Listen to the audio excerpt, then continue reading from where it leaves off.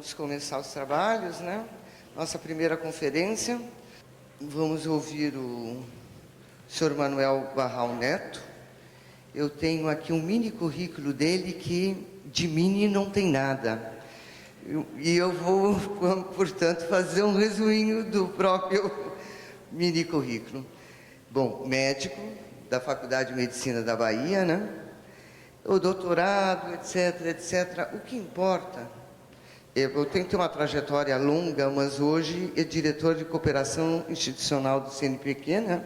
Quer dizer, acabou em 2013, é verdade. Atualmente é diretor do Instituto Gonçalo Muniz, Fiocruz Bahia. Vai nos brindar, né, então, com o primeiro tema para abrir a discussão de tecnologia, gestão e inovação em saúde. Por favor, fique à vontade. Bom, então, eu já tive o prazer e a oportunidade de participar de outros seminários anteriores, que é realmente sempre de um nível muito bom, então eu estou muito honrado de ter sido convidado justamente para fazer essa primeira fala do simpósio. Um aspecto, eu acho exatamente isso, quer dizer, como o tema é um tema mais abrangente, eu não vou falar muito da Fiocruz aqui na Bahia, então, na verdade, só para salientar que, na verdade, a nossa unidade sempre foi uma unidade muito biomédica, no sentido estrito, e ela tem atuado em alguma coisa de tecnologia e saúde, mas nosso planejamento é justamente que a gente comece a atuar num campo maior, envolvendo realmente saúde pública e contribuição mais direta para o sistema único de saúde. Então, isso justifica a nossa aproximação e até interseção, dividindo alguns professores, como o Sebastião mencionou, no sentido de nos aproximar como instituição e unidade, mais ainda com o campo da saúde na universidade. Então, temos um interesse bastante especial, na verdade, em que essas coisas evoluam bem.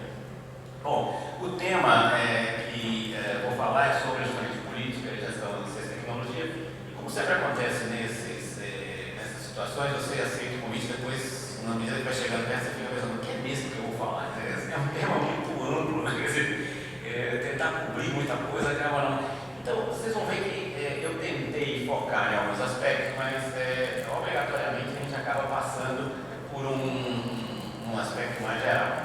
Então, basicamente, o que eu pretendo falar é um pouco de como estamos em ciência e tecnologia, com ênfase em saúde, o que são os pontos positivos, os aspectos preocupantes e os entraves, quais são os nossos limitantes hoje. Em termos, essa é uma figura da Nature há algum tempo atrás, mostrando que, na verdade, dependendo de se a gente quiser ser otimista, em termos de América Latina, ou América do Sul, no caso aí, nós, na verdade, já somos o país que mais produz em termos de ciência e tecnologia. Na verdade, se nós formos classificar do México para baixo, todos os países, o primeiro país em inovação científica é o Brasil, depois São Paulo, depois vem México, Argentina, etc. Então, na verdade, tem só São Paulo tem uma produção maior do que na maioria dos países. Então, é impressionante como, na verdade, o Brasil cresceu muito nessa área. E se a gente quisesse ser otimista, ficaria só nessa visão. Mas eu acho que esse é um ponto que não nos ajuda se nós ficarmos somente nessa visão otimista. E essa visão vem de números como esses. Esse é um documento, né, do MCTI desse ano, mostrando, na verdade, o crescimento importante da nossa produção científica, isso aqui na base dos Scopus, mostrando realmente que nós estamos crescendo e crescendo também percentualmente em relação ao conjunto, né, do país do mundo, porque crescendo praticamente todos os países estão, fora um ou outro país que não cresceu, todo mundo está crescendo. Então é o ritmo do crescimento que a gente tem que pensar um pouco como é que está o nosso. E se nós formos ver o perfil da produção científica brasileira, e aí focando na questão da saúde, né, comparativamente, a gente vê que são dados tirados do CIMAGO, e no CIMAGO você não tem muita flexibilidade de escolher campos, quer dizer, eles colocam, na verdade, na área da saúde, a produção das ciências médicas e outras profissões da saúde, mas você não consegue quebrar muito, quer dizer, consegue, mas não entra em detalhes. Então, se vocês pensarem historicamente, a física, que era a grande liderança em termos de produção científica nacional, hoje ela já fica, inclusive, tanto do ponto de vista de fator H, quanto de número de citações, o documento, inclusive um pouco abaixo do que a bioquímica, né? O tamanho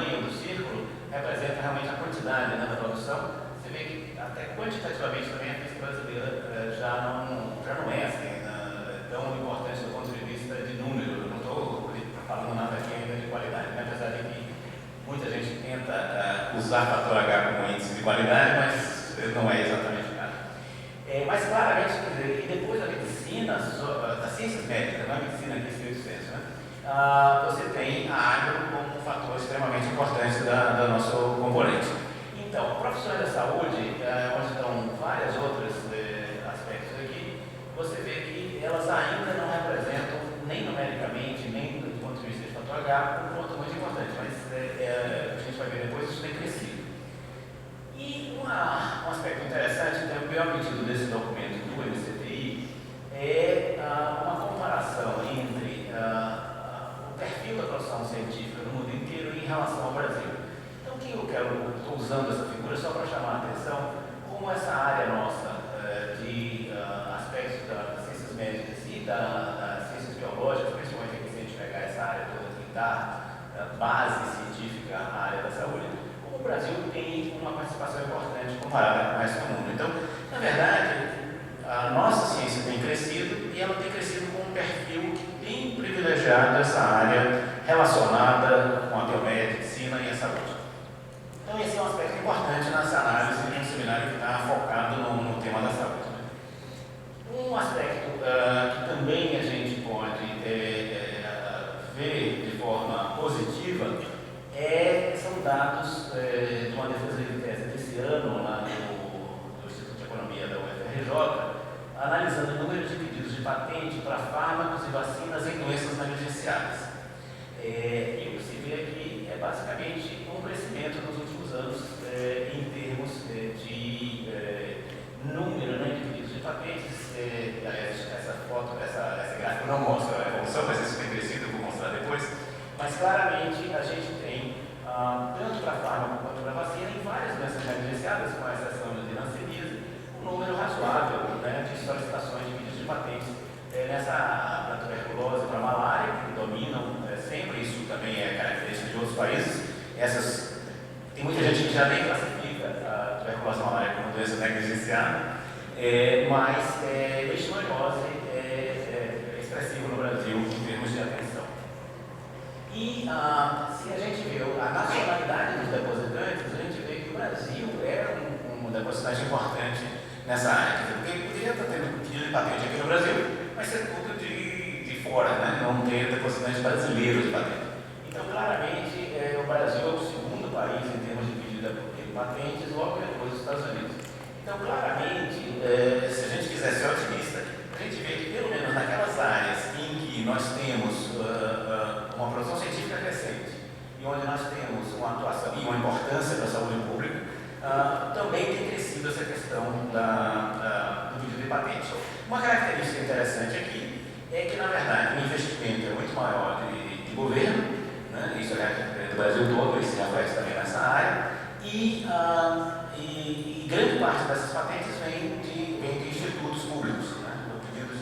Com um destaque muito grande para o FMG. O FMG principalmente nos últimos anos, a Fiocruz tem uma estabilidade, tem uma participação grande nisso ao longo do tempo, mas em termos de aumento expressivo, o FMG chama a atenção em termos de depósito. Bom, também nessa área assim, de como estamos indo bem, esse é do Nature, da Drug Discovery, sobre a heatmap dos mercados emergentes para a área terapêutica, e aí chama a atenção que o Brasil aparece também dentro desse quadro, o que não é trivial se a gente for pensar. Então, o mercado da área terapêutica começa o Brasil a aparecer em estudos que não são voltados para o terceiro mundo ou voltados para os países em desenvolvimento, quer dizer, comparando no quadro geral, você começa a ter essa participação. Um outro aspecto também, eu acho que é o último que eu vou falar nessa linha, é também uma pesquisa que foi publicada na Nature tem algum tempo, mas não muito, que era uma pesquisa entre a comunidade científica, entre os jovens pesquisadores de vários locais, que países você acha que tem o maior impacto hoje? Quer dizer, uma pergunta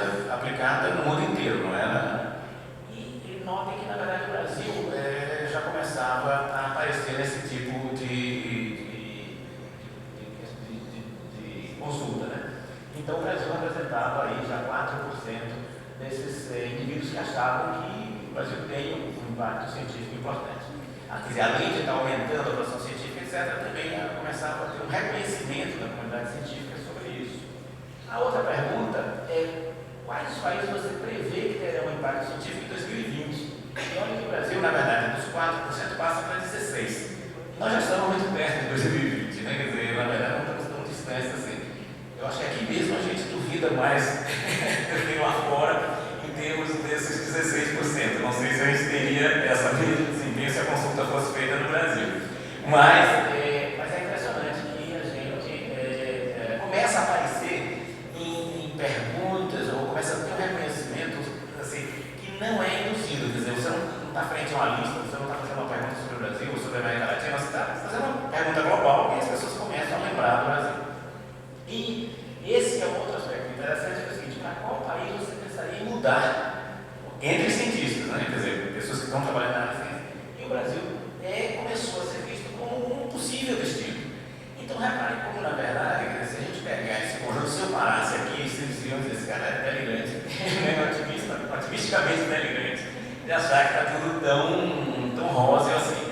Principalmente hoje, que, na verdade, ninguém pode ser otimista no Brasil, né? Quer dizer, estamos num período que a moda é ser extremamente pessimista, tudo está desabando, só falta ter tsunami, etc., mas o resto todo nós. Então, nesse quadro geral, dizer isso fica mais ainda chocante. Mas, tirando os aspectos gerais e entrando no aspecto científico, eu acho que nós temos sim motivos de ser razoavelmente otimistas.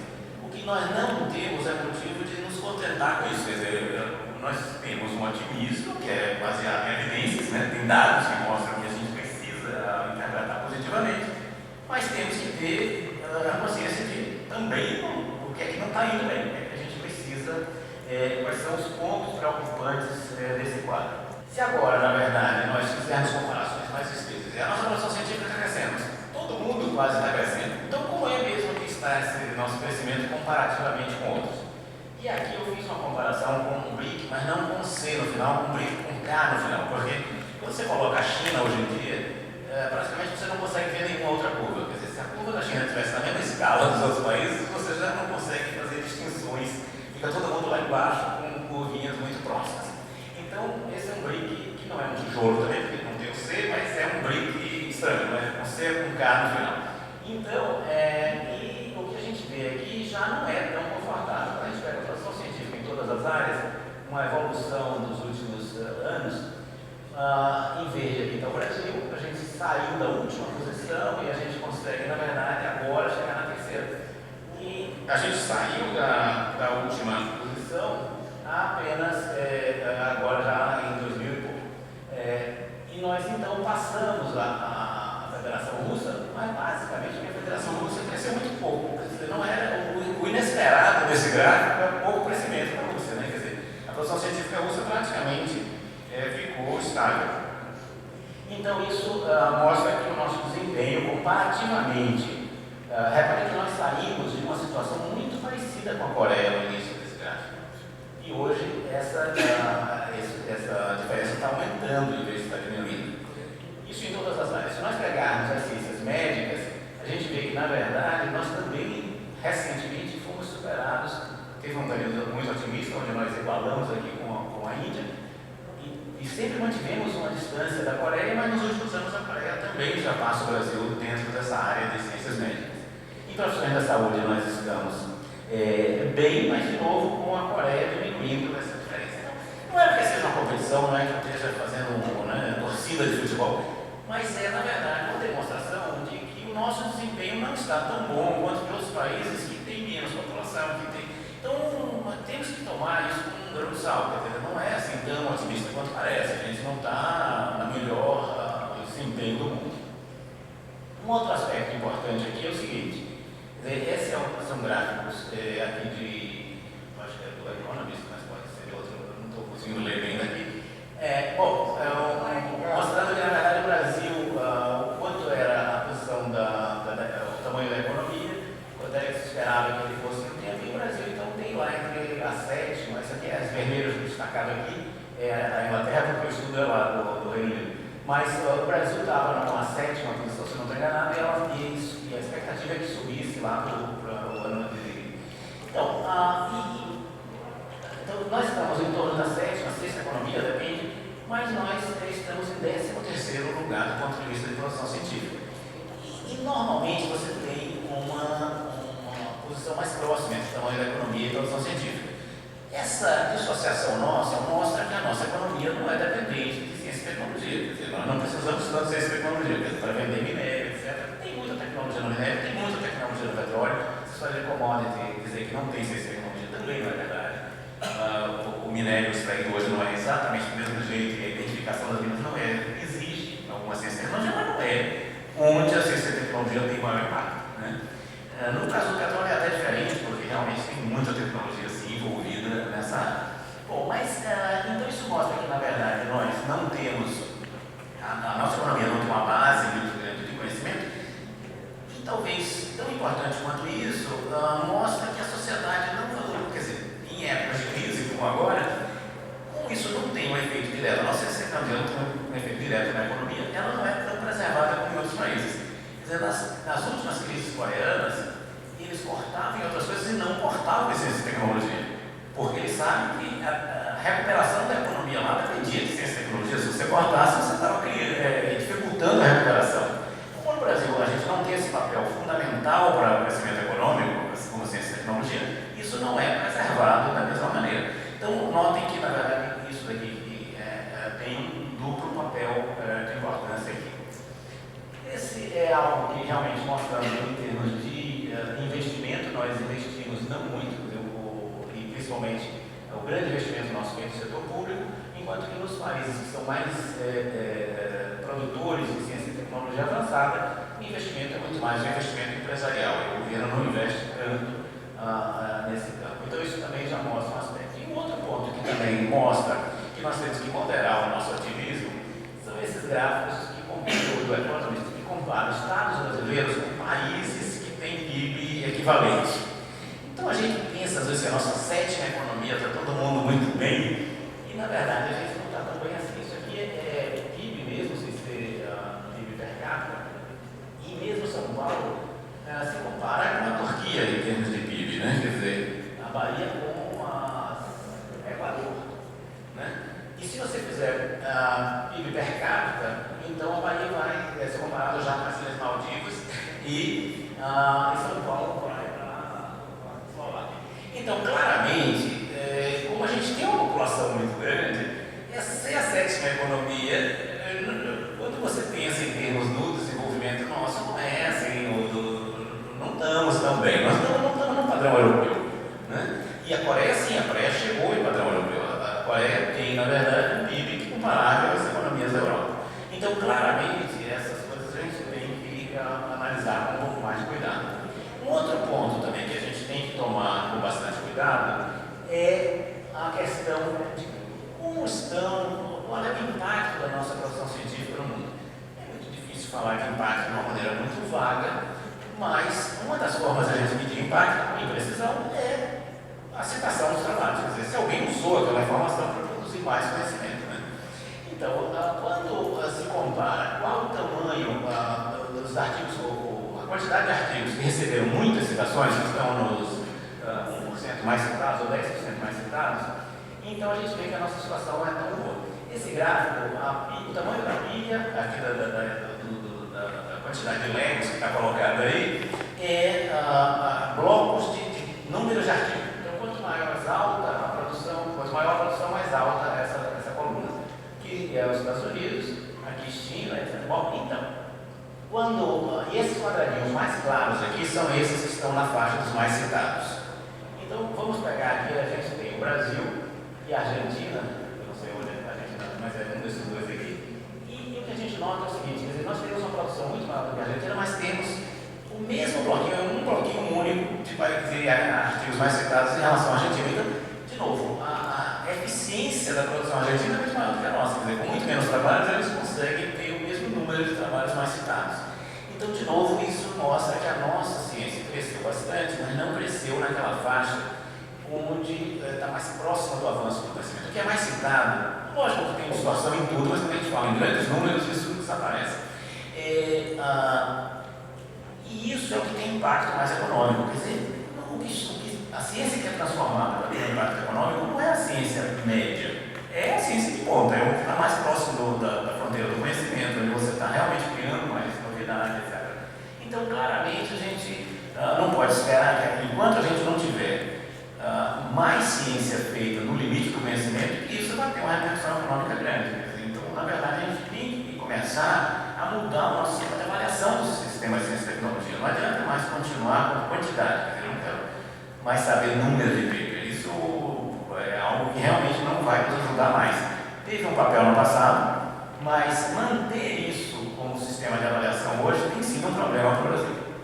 E a gente não consegue se livrar dessa maldição. Um outro ponto que também, esse é um dado já publicado na Folha, mas baseado numa publicação da Nature, mostrando que o custo do trabalho no Brasil também é muito alto. Quer dizer, nós acabamos gastando muito dinheiro para fazer o trabalho científico, então nós estamos na 50ª posição. Países que produzem, evidentemente, em países que têm uma produção muito baixa, isso também tem distorções. Quer dizer, mas se você pegar em termos gerais, mesmo que não seja 50º, a gente não está tão bem. Mas, de novo, tem problemas metodológicos aí. A gente não pode também confiar tanto nisso. Um dos aspectos é o seguinte, quer dizer, quando a gente vê gasto, investimento em ciência e tecnologia no Brasil, então está colocado lá grande parte das despesas para as universidades. E as universidades no Brasil não são todas elas, nem do sistema federal, nem do sistema estadual, grandes produtoras, né? Quer dizer, é a maior produção de conhecimento para a universidade, mas grande parte do orçamento da universidade não é para a pesquisa, é para o ensino de graduação, etc. Mas está tudo colocado como se fosse para ciência e tecnologia, então tudo fica muito caro. Não tem, e nos outros países, quando você nota, universidade, investimento federal em universidade, é para ciência e tecnologia mesmo, ele não está pagando a parte de undergraduate, etc. Então, é diferente essa comparação. Então, o nosso não deve ser 50º, mas também não deve estar muito bem, né? Então, eu acho que, mesmo fazendo certas correções, o nosso custo de produção científica é elevado.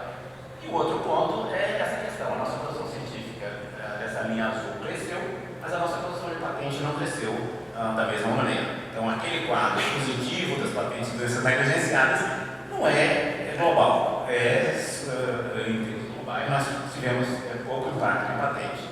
E aqui, de novo, voltando à tese que eu falei, nota o seguinte, quer dizer, as patentes de doenças negligenciadas têm uma curva ascendente, mas isso permanece sempre em torno de 3% das patentes gerais. Então, na verdade, é muito pouco, né, para ser otimista pelo fato de estar aumentando nesse segmento, porque é muito pouco dentro do sistema de patente. Bom, e onde é que estão esses entraves? Eu não pretendo, evidentemente, cobrir todos eles e nem que eu identifique todos eles, quanto mais cobrir todos eles nessa apresentação. Eu vou fazer uma lista razoavelmente grande e focar em alguns.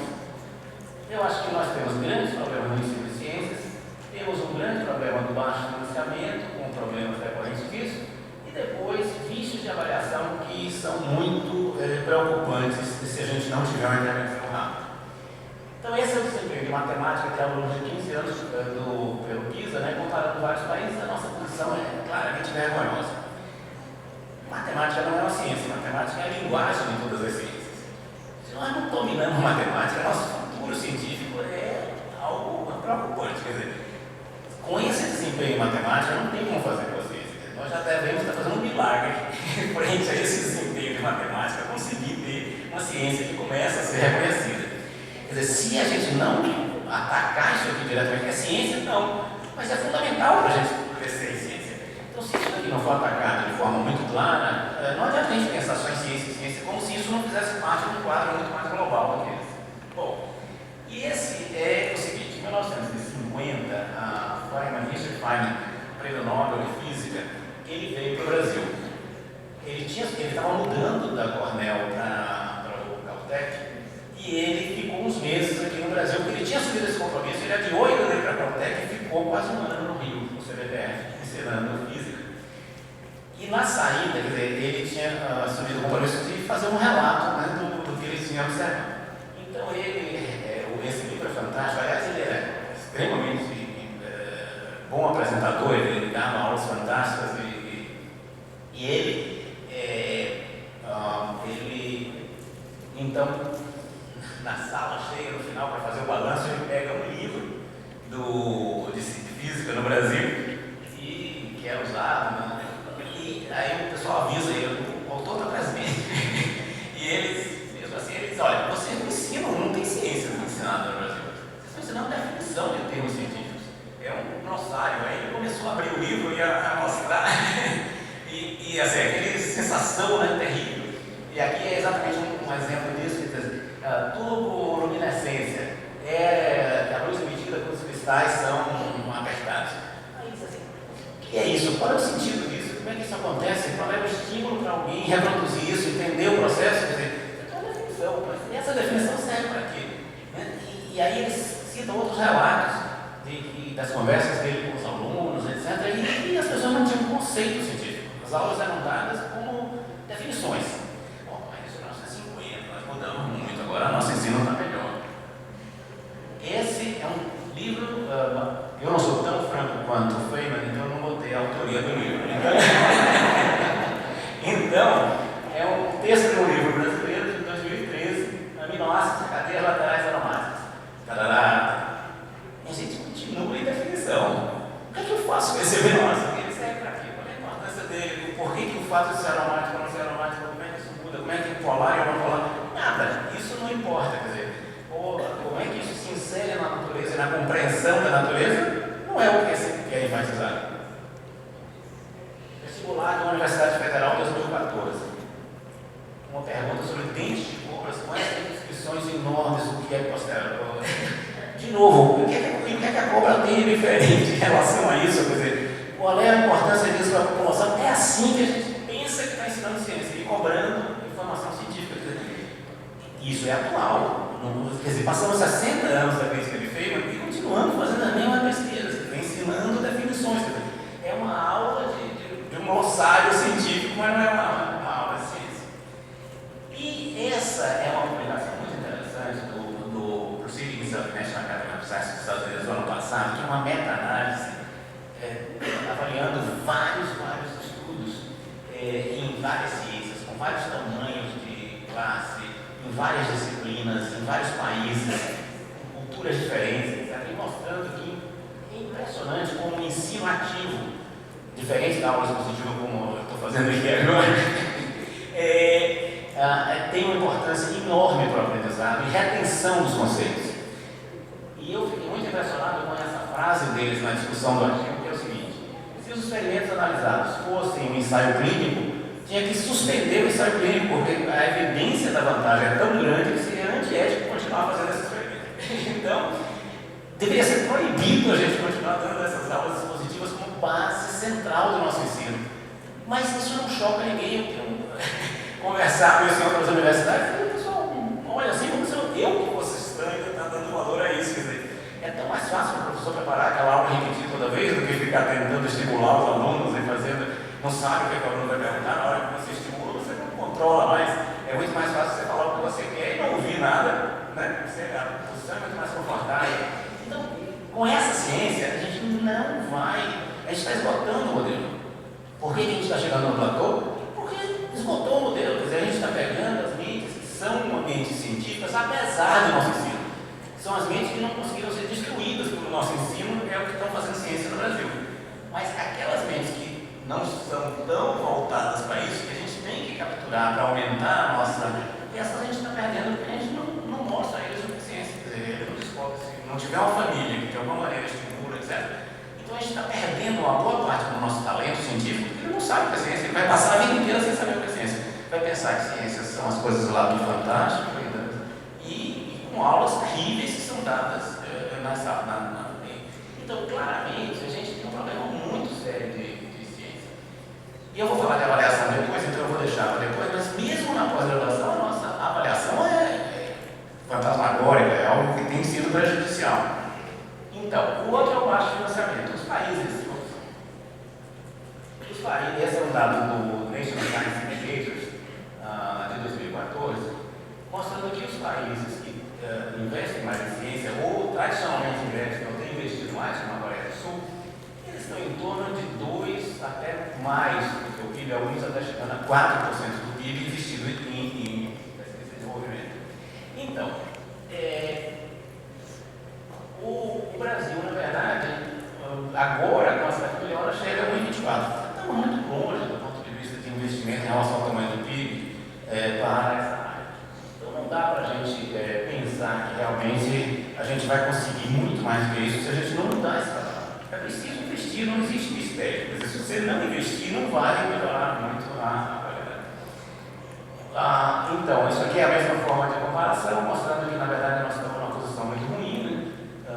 Países como o Japão chegam a 3,4%, e a Coreia, mais recentemente, esses dados são mais antigos, a Coreia está chegando perto de 4%, e o Japão também aumenta. Então, se a gente pensar isso, os nossos dispêndios são ruins per capita e são ruins também por pesquisador. Isso é bom, mas a gente tem pouco pesquisador, então não adianta botar mais dinheiro. Mas também, corrigido pelo número de pesquisadores, nós também temos um baixo investimento. E se a gente for pegar o setor saúde, então nós aqui, os gastos federais do objetivo socioeconômico, isso também é uma nota técnica do MCTI desse ano, se a gente pegar os gastos federais pelo objetivo socioeconômico em 2013, saúde representa em torno de 6%, né? 6,6%. De novo, eu não estou muito bem. Então, o que é muito pouco, inclusive, comparado. E aqui mostra que, inclusive, a agro, né, tem uma produção até menor do que a saúde, a agro tem recebido mais apoio em ciência e tecnologia do que o setor saúde. Se a gente pegar o número de bolsas ano, que às vezes é o conceito de bolsas ano, não é bolsa, concedidas no Brasil e no exterior, a gente mostra também que a saúde não tem sido uma área que tenha sido contemplada de forma muito importante. Quer dizer, nós estamos abaixo de muitas outras áreas de conhecimento. Então, de novo, esse setor saúde tem sido subfinanciado. E, bom, aquilo é gasto federal, mas todos os estados investem, né, em ciência e tecnologia, tem FAP em todos os estados, quase todos os estados, a maioria delas funcionando. A Bahia, inclusive, tem, esses dados são dados da publicação, mas em referência a 2013, e a Bahia estava até bem em termos de percentual de investimento, comparado com outros estados, mesmo mais conhecidos. A Bahia estava com um número, por exemplo, bem maior do que o de Minas em 2013, em termos de percentual de investimento. Bom, agora, quando a gente bota o total, né, federal e estados, existe uma queda percentual no setor saúde, porque os estados investem menos do que o governo federal nesse campo da saúde. Então, na verdade, se a gente pegar só o federal, a gente já estava achando ruim. Quando colocou o gasto total com os estados, a situação piora. Então, na verdade, existe um problema de subfinanciamento geral, mas existe um problema específico de subfinanciamento no setor saúde, que é o setor caro, né? Quando a gente diz assim, a gente está investindo menos do que em ciências humanas, não tem nenhum preconceito com ciências humanas. É que, tradicionalmente, os estudos em ciências humanas são mais baratos do que o setor saúde. Então, se você está investindo a mesma coisa nos dois, você está subfinanciando a saúde, porque você não está corrigindo nem pelo gasto da própria setor da área. E olha, por exemplo, esses são gastos, tirando a parte de defesa, né, que é muito importante lá nos Estados Unidos, gastos não envolvidos com defesa do orçamento federal, a saúde é claramente o setor que mais recebe, é muito distante das outras. Então, mostrando que, na verdade, a gente está fora do padrão internacional em termos de financiamento de pesquisa em saúde. Bom, e isso, registre-se que o Ministério da Saúde, nos últimos anos, teve um papel importante de aumentar isso. Quer dizer, se isso fosse feito antes da entrada do Ministério com um player importante nesse financiamento, a situação seria mais apavorante ainda. Então, isso já tem uma certa correção. O Ministério da Saúde tem sido mais ativo nessa área, mas ele precisa ainda ser mais ativo nisso. Bom, isso aqui é mostrando que essa situação, inclusive, se você pegar nos Estados Unidos e comparar 2007 com 2012, em alguns dos países mais desenvolvidos cientificamente, até caiu percentualmente a saúde. Mas olha o que aconteceu, por exemplo, com China, Coreia do Sul, Singapura. Então, na verdade, tem tido um aumento expressivo de gasto de saúde, diferente do que a gente tem notado no Brasil, que está mais ou menos estável. Então, existe, na verdade, essa questão do nosso subfinanciamento no setor. Se a gente pegar, eu vou passar rápido aqui para ir lá mais adiante, mas financiamento pulverizado. Nós, na verdade, temos concessão de bolsas escolar de projetos. Isso é algo assim, entra muito no pontual, mas isso mostra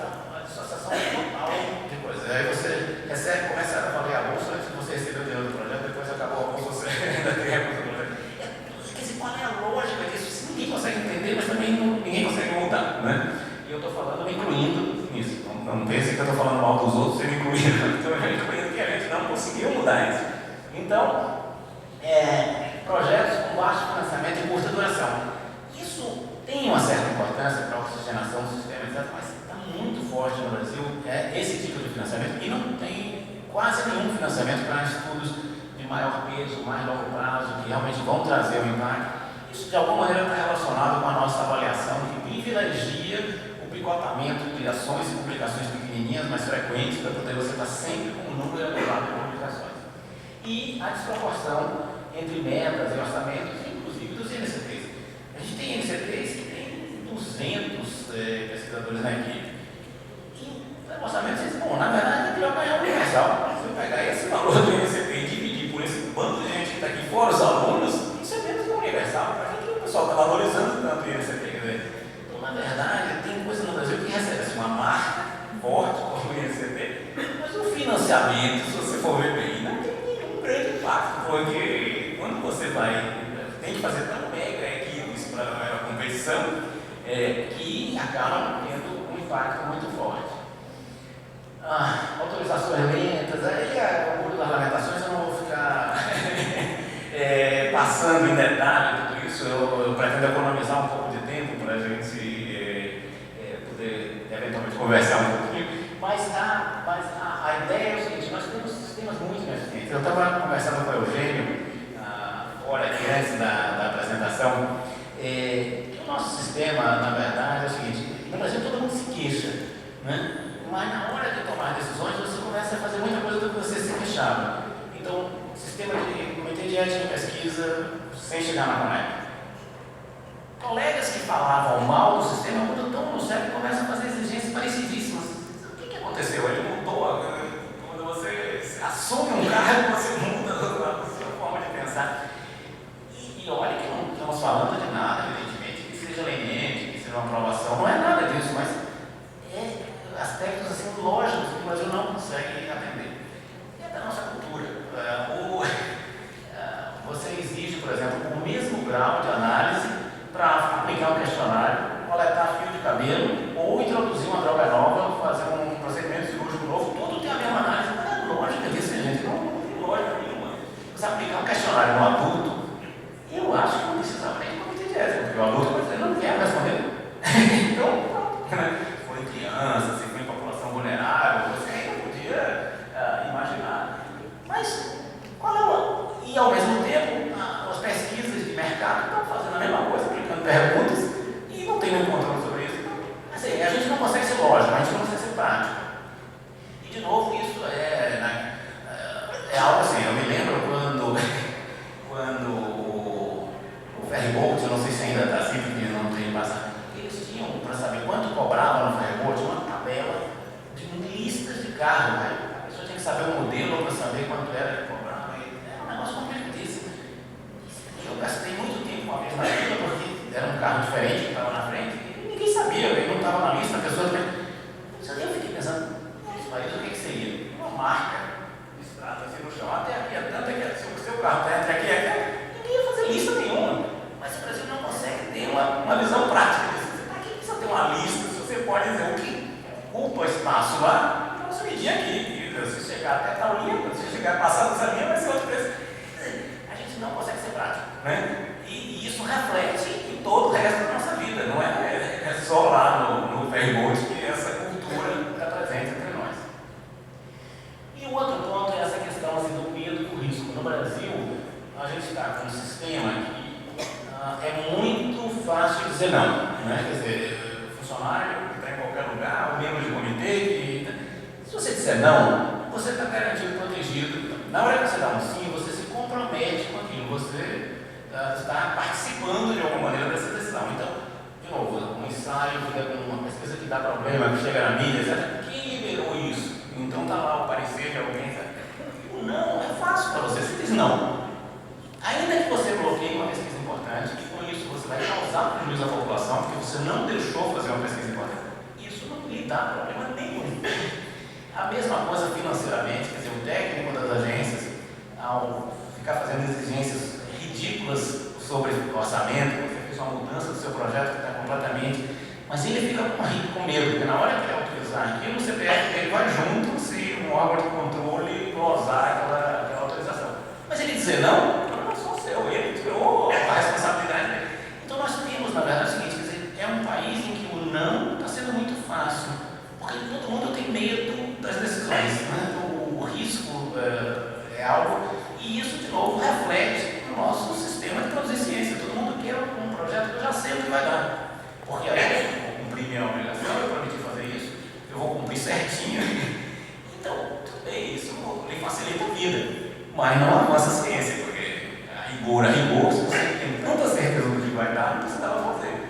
Né? Em ciência você tem que ter um risco, senão não tinha muita graça você fazer algo tão previsível.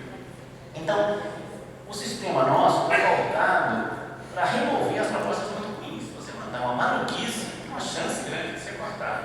Mas se você mandar uma coisa completamente feijão com arroz, mas tiver tudo bem escritinho, etc., isso não tem problema. Então, na verdade, os trabalhos que alteram a visão corrente têm uma análise mais lenta, todo mundo fica acende uma luz vermelha em todo o sistema e tem mais um risco de serem rejeitados. Então, ninguém quer fazer isso. E agora vamos para a avaliação. Na verdade, essa abordagem é quantitativa que sobrepuja a qualitativa. Todo mundo se queixa disso, mas a gente não vê uma proposta para mudar. Né? Todo mundo. Hoje em dia virou moda você dizer, não, está muito quantitativo, tem que mudar, mas qual é a proposta? Vamos fazer o quê? Aí não aparece nada. E o mau uso de indicadores, por exemplo, é o fator de impacto, o fator de impacto é o fator de impacto da revista. Às vezes que aquele artigo teve o mesmo valor, ele pode, na verdade, ter puxado o fator de impacto da revista para baixo. Tem muito pouca citação, mas ele pega o prestígio do fator de impacto da revista. Mas mais importante do que isso, é uma aplicação tosca de fator de impacto. A gente continua, e isso está no CNPq, está na CAPES, está em qualquer comissão de concurso, etc. Fator de impacto comparando áreas diferentes, isso é um escândalo. Porque, na verdade, quem trabalha em entomologia tem muito menos citação do que quem trabalha em HIV. Né? Não tem jeito, porque as comunidades são muito diferentes, não tem nenhum número de comunidades. Então, você não trabalha nem pelo quartil. Quer dizer, olha, esse entomologista, ele está publicando em fator de impacto 2, mas não tem nenhuma revista no mundo com fator de impacto maior do que 2. Então, ele está publicando nas melhores revistas de entomologia do mundo inteiro. E uma pessoa que trabalha em AIDS e publica com fator de impacto 3 ou 4, está publicando no meio, porque as revistas de AIDS vão para 8, para 10, 12. Então, na verdade, ele está publicando no quartil, no segundo para terceiro quartil, mas é muito maior o fator de impacto do que o outro da entomologia, que publica no melhor quartil da internacional. Então, são aplicações, inclusive, toscas, além de outras, eu não estou nem entrando na questão detalhadamente do fator de impacto, mas a gente usa mal, porque é mais simples, é mais fácil você pegar o fator de impacto e sair colocando. Na verdade, tem vários comitês, eu acho que nem precisariam reunir mais, aliás, até para concurso de universidade, porque são baremas tão, e eu vou mostrar um exemplo daqui a pouco, que o que você vai fazer lá? Fazer conta? Bota isso no computador que a conta vai sair mais precisa do que botar para ficar contando paper e multiplicando o número. Então, na verdade, os baremas, atualmente, dependendo do barema, eu não vou para banco. Se disser que eu vou fazer lá, você não jogou, aplica aí, conta esse negócio e diz quem ganhou, não precisa mais de mim. Né? Então, se não vai ter nenhuma avaliação de qualidade, se é só fazer isso, aplicar barema, tchau, não tem nada para fazer lá. Então, essa é uma barema real de uma universidade federal. Em 2014, o professor titular.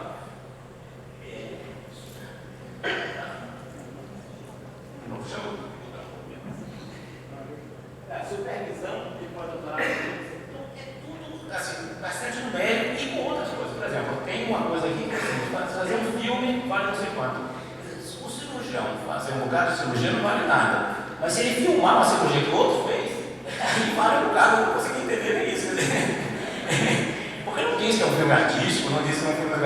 Então, lógico, ninguém fez isso com essa intenção. Mas na hora que você começa a querer fazer um barema para comparar coisas tão diferentes, você começa a criar distorções em várias áreas. Isso daí entrou o negócio do filme, etc. Entrou o cara da área de artes, claramente, mas você não tira isso de outras escolas e aí começa a dar maluquice, que tem alguém que nunca operou. E comparado com alguém mas fez um filme, comparado com alguém que opera muito bem, vai ganhar o cara que fez o filme. Ou pode ganhar. Começa a ter uma situação. Também é o seguinte, eu não preciso mais orientar quase, eu posso participar das bancas. Se eu participar de 8 bancas, ou 4 bancas, é melhor do que eu orientar um aluno de mestrado. Quer dizer, o que nós queremos chegar com isso? Quer dizer, tem que destruir esse barreira, tem que proibir barreira e mandar as pessoas realmente julgarem. Você veio aqui para me dizer quem é o melhor, não para dizer quem preencheu melhor o seu barema ou quem viveu fazendo coisas para preencher barema.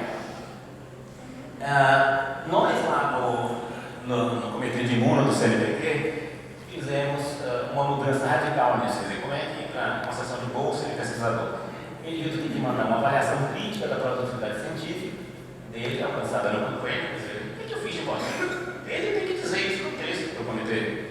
Ele escolhe 3 trabalhos científicos pelos quais ele quer realmente ser julgado, para evitar que saia correndo atrás de número. Quais são os seus 3 melhores? É nisso aí que a gente vai avaliar o que você fez. E, lógico, nesses 3 artigos ele tem que ter uma posição realmente de destaque. Isso daí está sendo aplicado mais ou menos, né? Não é. Mas quando agora nós precisamos, esse ano, fazer uma revisão desses critérios, nós publicamos no blog da sociedade, que tem um acesso bastante grande, nós publicamos um pedido. Disse assim, olha, mandem sugestões para aperfeiçoar isso. Então, em pouco tempo, em um mês, teve 148 visitas, quer dizer, não foi nem dos posts que mais gente olhou. Houve 2 comentários, mas nenhuma sugestão. Então, na verdade, todo mundo se queixa em congresso, se queixa em rodinha de café, todo mundo está se queixando. Mas, então, como é que eu faço? Me dá uma sugestão de como é que a gente melhora esse processo? É isso aí. E depois a gente fez uma nova chamada, e tal. E não melhorou. O panorama, aliás, teve uma sugestão, mas que não era uma sugestão, era uma citação no artigo, que não se adaptava muito bem. Então, claramente, a gente não tem assim, uma participação muito grande.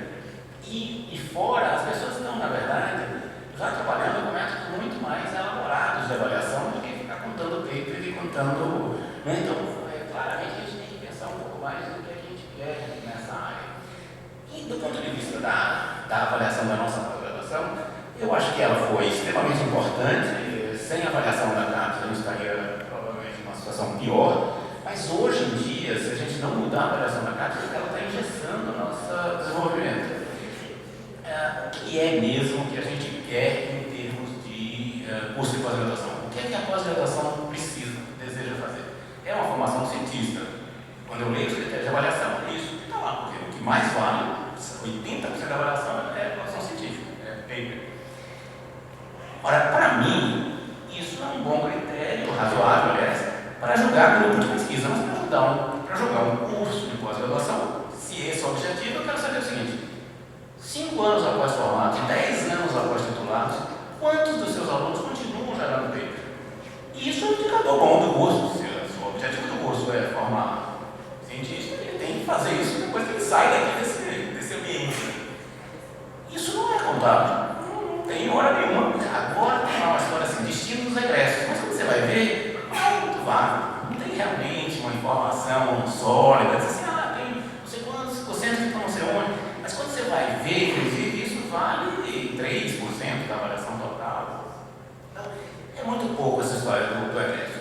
E eu tenho quase certeza, eu estou dizendo quase porque eu não fiz uma análise sistemática disso, que a gente, mesmo nos cursos 6 e 7, tem pouca gente que continua fazendo pesquisa, produzindo paper num período posterior. O que mais a gente tem é pessoas que estão nas universidades, isso tem. Então, na verdade, mas ninguém reconhece, nem no curso, nem na avaliação, que o nosso objetivo seria formar professor. Então, não era contra, isso é importante hoje, né? Agora, isso não vale, você não vê nenhum destaque disso na grade curricular, não vê destaque na avaliação. Quer dizer, esses professores estão realmente sendo estimulados a fazer um ensino mais ativo, um ensino mais eficiente, etc. Não. Então, pelo panorama de hoje, os nossos cursos são todos para formar pesquisador, mas ninguém avalia se ele realmente está formando um pesquisador. Avalia a produção científica do grupo que formou o aluno, mas não realmente daquele indivíduo egresso do curso, quantos deles se mantêm a atividade científica. Isso não é avaliado. Então, na verdade, isso tem muitos problemas de avaliação. Então, dentro desse panorama, né, que é um panorama misto entre certo otimismo e bastante preocupação, a gente tem que melhorar a educação científica. Sem isso, não vai ter ciência de muito maior qualidade.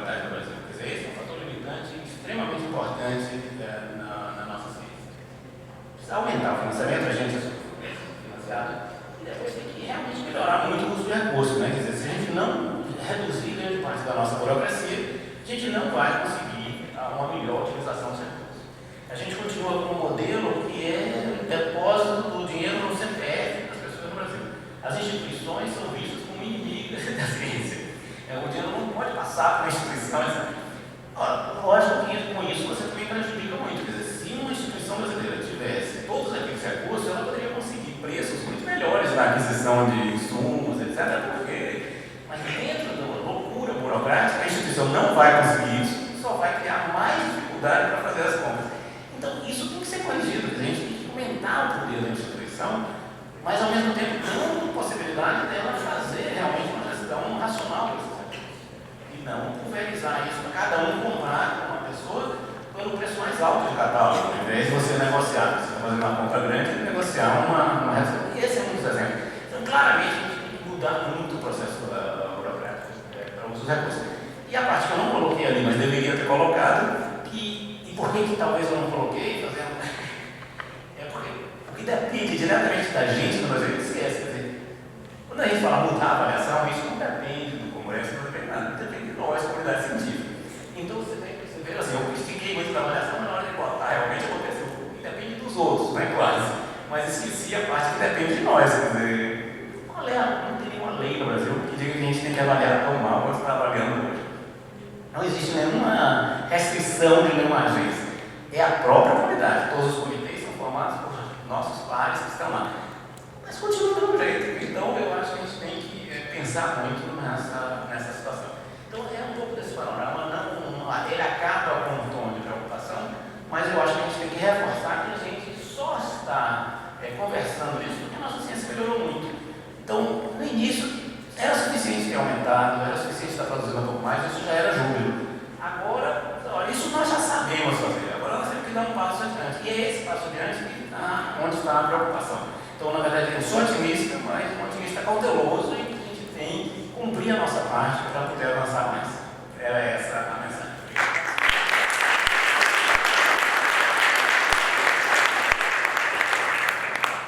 É sempre bom, em qualquer área, ouvir alguém que se declara otimista no momento que estamos vivendo. Bom, nós estamos um pouco atrasados, né, professor Sebastião?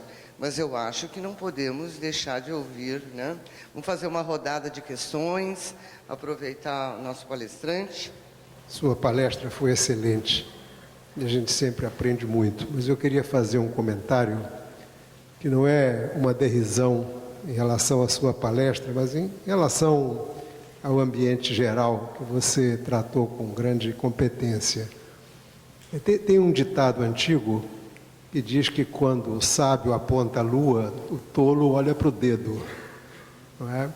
Eu vou correr o risco de olhar para o dedo, fazer o papel de tolo nesse comentário, que é o seguinte: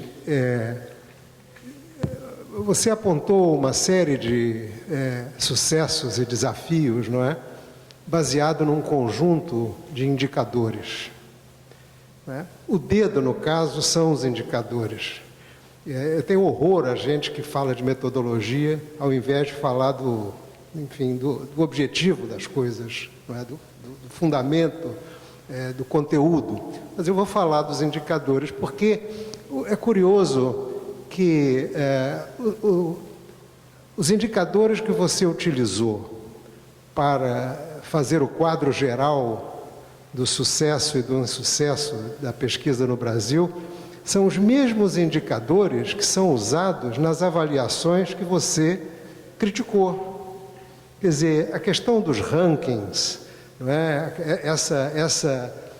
Essa sedução, essa volúpia pelos rankings em que o sujeito muda a 15º item da 49ª pergunta e a Universidade de São Paulo cai do 10º para o 8º. Isso é uma maluquice.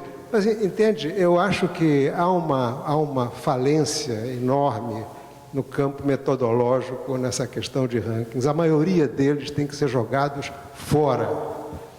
Você há de me desculpar, mas um ranking que coloque a Arábia Saudita como campeã de alguma coisa no campo científico e tecnológico tenha paciência, não dá para colocar. E, finalmente, uma última questão é a seguinte, aí é uma discordância que eu tenho de você. A pesquisa em saúde no Brasil, ela é a pesquisa, eu não sei se mais bem financiada, mas é claramente a pesquisa para a qual há um maior esforço em termos de massa crítica e de capacidade instalada.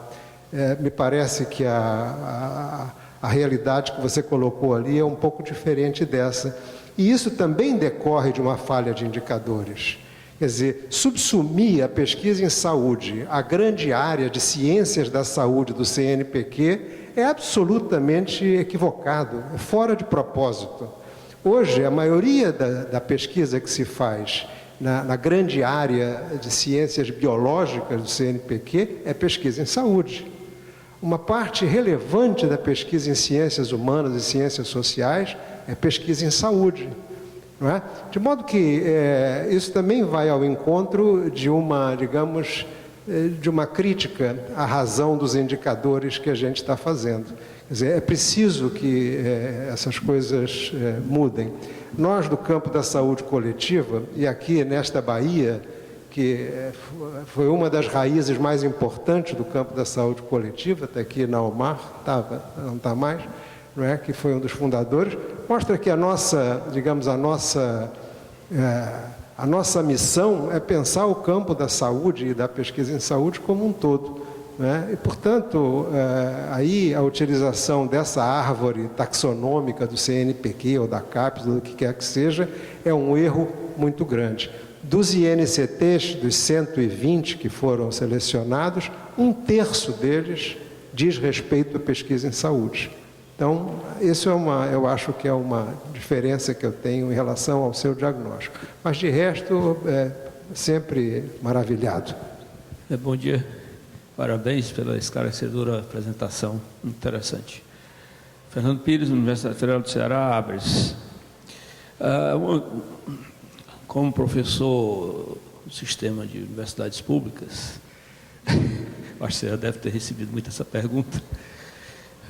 Você tem alguma ideia do impacto do processo de expansão das universidades através do ProUni, ReUni, com relação à questão da ciência e tecnologia no Brasil? Porque os dados mostram um certo avanço nos últimos anos. Outra questão também é com relação à Universidade Sem Fronteiras, quer dizer, muitos estudantes indo para o estrangeiro, indo para fora, para passar um ano. Qual o retorno disso? Por que essa estratégia? Inclusive, isso tem sido questionado, né? E uma coisa que sempre me intrigou é que a nossa capacidade, eu não gosto muito desse termo capital humano, mas os talentos estão aí. A gente vê pelas Olimpíadas Internacionais, muitos estudantes brasileiros do secundário ganhando Olimpíadas de física, matemática, etc., de países de primeiro mundo, países, né? E como é que a gente poderia captar isso, né? Você falou na limitação das ciências, eu vejo aí que existe uma limitação séria entre ensino fundamental, ensino secundário e universidade. A gente vê lá os gastos da universidade lá em cima. Então, são coisas intrigantes, eu gostaria de saber o que é que você poderia nos esclarecer sobre isso. Obrigado. Eu também sou um otimista, crítico, mas muito crítico ao complexo de vira-latas que o Brasil tem, realmente. Permeia não só a sociedade em geral, mas mormente a nossa imprensa e também contamina parte da nossa comunidade científica. Eu trabalho no hospital universitário, sou médico de fronteira, atendendo pacientes e fazendo eventualmente observações em pesquisa, e vejo que esse mal-estar, inclusive tive alguns embates na minha universidade de Harvard, no exterior, quando eu passei por lá, e vi alguns colegas de São Paulo realmente manifestar esse complexo de inferioridade. Eu realmente acho que a ciência brasileira tem dado passos largos. Agora, como você coloca aí no final, um aspecto crucial é a questão do investimento que se faz, né, para que a nossa ciência realmente ela amadureça e seja pujante. Eu achei interessante você colocar que, não obstante o nosso crescimento de riqueza, o PIB, o investimento não tem aumentado, ainda que eu acho que a relação PIB do Brasil com a Coreia realmente nós estamos aportando um bom volume de recursos. Mas o dado é que a questão de recurso é importante. Mas faltou na sua apresentação um comentário crítico em relação, porque nós estamos numa sociedade capitalista que está realmente amadurecendo, mas o nosso capitalismo ainda está a dever muito, né? Nós estamos agora, o rentismo que acomete o planeta, acomete também a nossa sociedade, mas o nosso capitalismo realmente não enxerga de maneira adequada o papel da ciência. E a gente vê a nossa indústria, os nossos mega industriais de São Paulo, pegar recursos do financiamento do BNDES e colocarem em aplicação de rentista mais do que na própria indústria. Então, o papel nossos grandes empresários, né? Como eles têm investido. No momento, eu esperava você falar um comentário em relação à Fiesp, às grandes associações, confederações de indústria e comércio. Esse pessoal está colocando quanto na nossa ciência, né? De maneira que acho que é um aspecto importante para não achar que apenas o nosso Estado local e nacional seja responsável. Porque, como disse um escritor anglo-saxônico, a economia é estúpido, é a economia. Quer dizer, a economia realmente responde por muito. A sociedade é movida pela economia. Então, se a economia, né, de ponta no país não investe de maneira decisiva, né, na ciência, como a gente vai dar esse salto de qualidade? De maneira que é um aspecto importante a ser comentado. No primeiro ponto, Reinaldo, quer dizer, ele é das poucas pessoas que pode justamente dizer assim, que vai olhar o dedo, porque você sabe que não é isso que vai acontecer. Ele vai colocar uma questão muito mais profunda do que essa. Mas o primeiro ponto, Reinaldo, eu acho que a gente não tem assim uma discordância, não. Quer dizer, eu usei todos aqueles índices para dar o panorama otimista, mas justamente para introduzir a outra parte. Quer dizer, isso está nos levando a uma ideia meio falsa. Quer dizer, nós temos que cuidar de muitas outras coisas que não estão em nenhum índice, como, por exemplo, a educação científica. Então, não há uma discordância. Talvez eu tenha exagerado na forma de apresentar essa primeira parte, como se eu tivesse entusiasmado com os índices. É lógico que, por mais que a gente faça correção de índice, o fato da gente estar tendo um reconhecimento fora, etc., eu acho que há, sim, motivo de otimismo, mas eu não estou confiando tanto nos números dos índices, mas num aspecto geral, né? Quer dizer, nós crescemos cientificamente e todos nós somos capazes de reconhecer isso na nossa inserção, participação brasileira em vários fóruns, etc. De novo, o impacto disso ainda do ponto de vista assim, de reconhecimento como liderança, como área, etc., isso está muito restrito no Brasil a certos setores. Então, assim, os índices otimistas não são o aspecto que eu estava querendo, pelo menos, valorizar muito, e a sua pergunta ajuda a clarear isso para a plateia. Agradeço até que você tenha feito esse comentário no sentido de não era essa a ideia mesmo, né? No outro ponto, talvez aí a gente tenha uma discordância um pouco mais importante. A minha visão é que a gente tem muito INCT na área da saúde, tem uma produção científica importante na área da saúde e não tem um financiamento proporcional, quer dizer, e é uma área cara internacionalmente. Então, na verdade, o que está acontecendo é que a gente está fazendo, dentro da área da saúde, do campo saúde, está fazendo um esforço maior do que outros campos no Brasil para conseguir essa produção. Eu acho que, assim, o subfinanciamento existe, quer dizer, lógico que a gente tem muitos problemas de indicadores, né? Essa rigidez, eu não estou discordando disso. Talvez o número não seja tão ruim quanto eu apresentei, mas claramente a gente não tem uma valorização desse campo em termos de investimento como precisaria, para crescer ainda mais. E temos os problemas que são problemas gerais, quer dizer, a gente investe pouco em infraestrutura, a gente não tem nenhum bom sistema de biobanco, nossa infraestrutura para fazer geração de dados em grande volume, que é muito frequente hoje no campo da saúde, está tudo pulverizado em instituições, a gente não tem uma grande central para fazer isso por um custo muito menor para várias instituições. Então, agora isso a gente compartilha, quer dizer, os físicos também se queixam.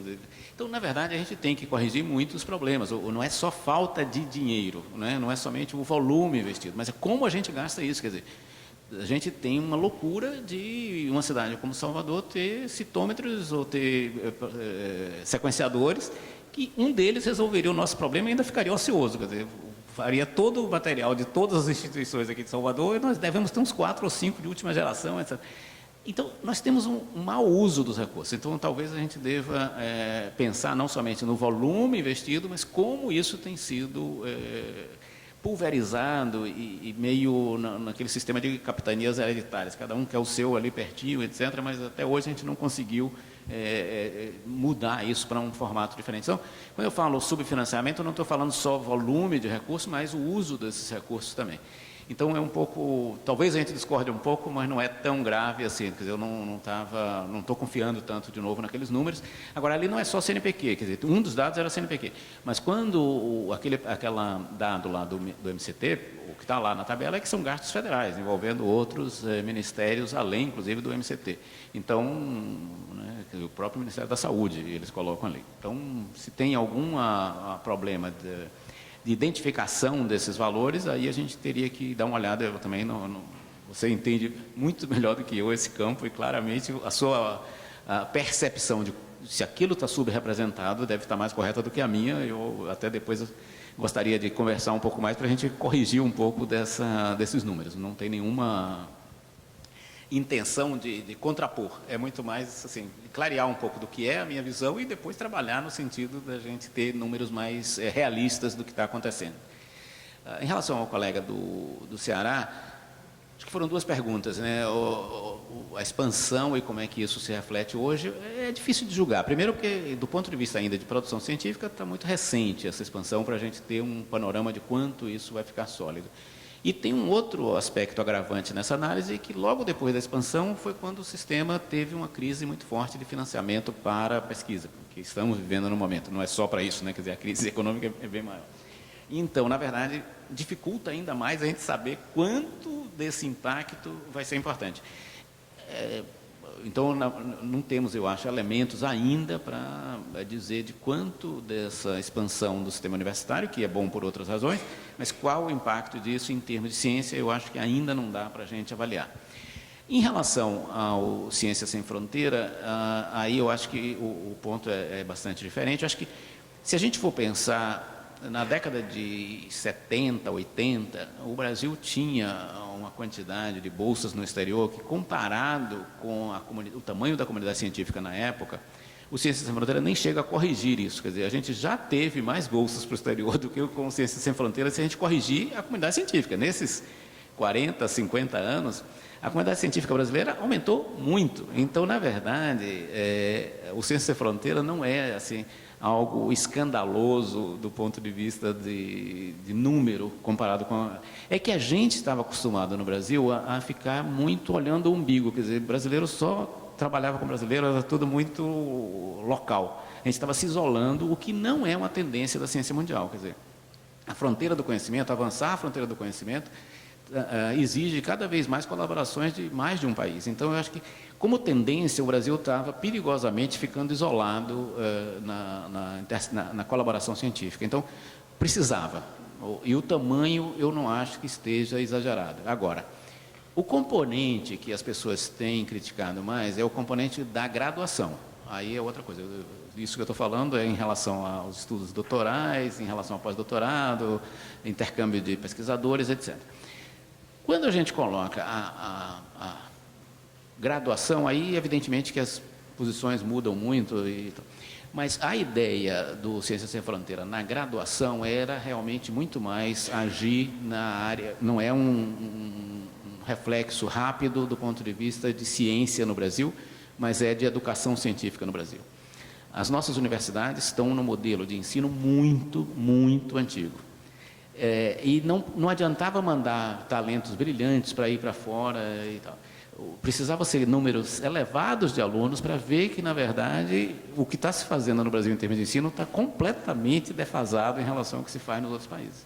Então, o impacto do componente de graduação do Ciências Sem Fronteira é muito mais na educação científica. Quer dizer, olha, assim a gente não vai superar, ninguém mais ensina do jeito que a gente aprende. Eu me lembro que, logo nas primeiras turmas de Ciências Sem Fronteira, junto com a Fulbright, houve umas delegações brasileiras, não de gente do programa, de gente das universidades, né, pró-reitores, professores e tal, e foram divididos em 3 grupos. Um foi pelo Oeste, um pelo Midwest, o outro pela Costa Leste, visitando várias universidades, conversando com os alunos brasileiros, etc. E, no final, eles encontraram. Em Washington, eu estava presente nessa reunião, onde eles tinham chegado, assim, na véspera, e essa reunião começou no dia seguinte. Eles tiveram um pouco de interação, os grupos. Eles tinham feito uns relatos.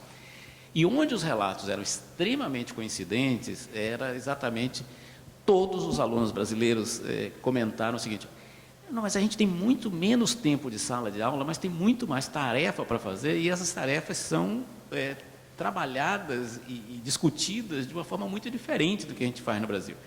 E a gente continua entupindo os alunos em sala de aula e dando aula expositiva. Então, na verdade, quer dizer, o impacto da graduação, desse componente da graduação no Ciência Sem Fronteira, é algo que a gente não deve esperar na produção científica, ou pelo menos não deve esperar a curto prazo, né? Quer dizer, o que se espera é que isso tenha... e eu não vou de novo citar casos, mas a gente tem situações de cursos, o que eu me lembro aqui é de uma das engenharias, que simplesmente não aceitou nenhum crédito de todos os alunos que foram para fora. Isso é algo que, não importa que país, não importa onde eles foram, que universidades eles foram, não aceitou nenhum dos créditos. O que é que isso mostra? Isso mostra, na verdade, que o ensino dessa universidade brasileira está tão antigo que não tem mais equivalência. Quer dizer, aquilo que eles estão ensinando aqui, ninguém mais ensina. As disciplinas que estão fora não estão. Quer dizer, não é possível que nenhuma universidade do mundo, e foram vários alunos. Então, quer dizer, então a gente está com um sistema muito antigo de ensino universitário. E se a gente não mexer nisso, é algo que a gente está chegando no limite, até do profissional, quanto mais ciência e tecnologia. Quer dizer, mesmo para fazer a profissão dele, está ficando algo defasado. Então, quer dizer, esse componente a gente tem que analisar com outro tipo de impacto. Lógico que pensar no ritmo que foi feito, se as oportunidades foram as melhores para todo mundo, etc. Tem muita crítica, eu não estou querendo obscurecer a crítica, mas estou dizendo que o objetivo era claramente outro, não era o objetivo de aumentar a produção científica a curto prazo, porque isso seria ilusório, não é aí que está essa importância desse componente do programa. Então, mas assim, é nessa linha aí que é a ideia. Acho que as duas perguntas... Em relação à Luna, o ponto, eu acho que realmente assim, a relação com a economia é muito clara.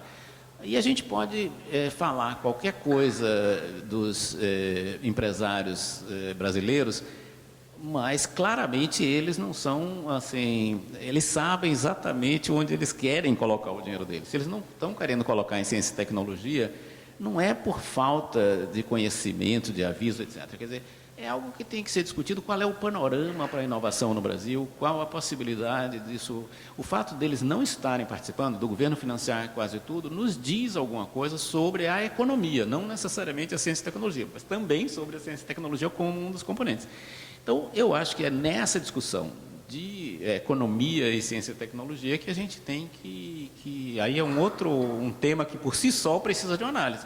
Qual é o nosso ambiente econômico no Brasil que não favorece risco, né? Ou pelo menos não exige esse risco. Quer dizer, você pode ter remuneração do seu capital sem arriscar muita coisa. Então, para que eu vou arriscar? E ciência e tecnologia é uma das maiores áreas de risco. Então, claramente, nesse ambiente econômico, a gente não vai ter inovação de forma importante, porque não precisa. Quer dizer, não precisa arriscar. Você pode ganhar muito dinheiro sem risco. Então, eu não entendo nada de economia, estou sendo meio cauteloso aqui, né, para falar isso, mas eu estou dizendo a minha percepção como alguém da área da ciência e aceito qualquer crítica e correção a essa opinião sem nenhum problema. Não tenho nenhuma ideia de que eu esteja correto nessa minha análise, mas claramente a gente pode pensar que os empresários não estão fazendo a melhor escolha, mas eles sabem o que eles querem. E se não chegou ainda um consenso, um ambiente de que isso vai render, eles não vão entrar. Então, a gente tem que pensar o que é que tem no nosso ambiente econômico que não favorece isso, e saber se nós temos condições de mudar e desejo de mudar, porque não necessariamente esse desejo do ponto de vista de impacto da sociedade vai ser o mesmo que os empresários querem. Quer dizer, eu não estou nem dizendo que a gente tem que fazer o que eles querem, mas tem que entender o que precisaria ser feito para mudar esse panorama e saber qual é o impacto social disso, o impacto das nossas prioridades em ciência e tecnologia. Então, assim, eu acho que a gente tem que ter uma discussão, e isso, inclusive essa tese que eu citei aqui, os dados em relação a doenças negligenciadas, é justamente do grupo de economia da UFRJ que tem trabalhado justamente, né, no campo da saúde com mais intensidade, e isso tem acontecido, tem a associação. Então, claramente, esse debate tem gente muito mais capacitada do que eu para falar nesse assunto, então não vou entrar em muito detalhe sobre isso. Eu agradeço muito a sua conferência.